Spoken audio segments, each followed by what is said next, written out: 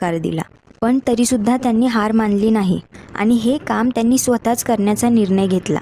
हे चित्रीकरण करण्यासाठी जवळपास 3000 फूट नेगेटिव्ह रीळ लागणार होती आणि त्यासाठी त्या काळी तब्बल 1400 ते 1500 रुपये इतका खर्च येणार होता.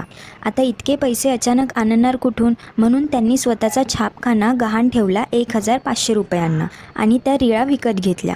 पुढे शंकरराव सावेकरांकडून त्यांनी 150 रुपये प्रतिदिन या करारावर कॅमेरा घेतला आणि चित्रीकरणाला सुरुवात केली. डॉक्टर बाबासाहेब आंबेडकरांचं पार्थिव ज्या ट्रकवर ठेवण्यात आलेलं त्याच ट्रकवर त्यांनी कशीबशी जागा मिळवली आणि आपला कॅमेरा तिथेच ॲडजस्ट करून पहिला शॉट दादरमधल्या खोदादात सर्कलमध्ये घेतला.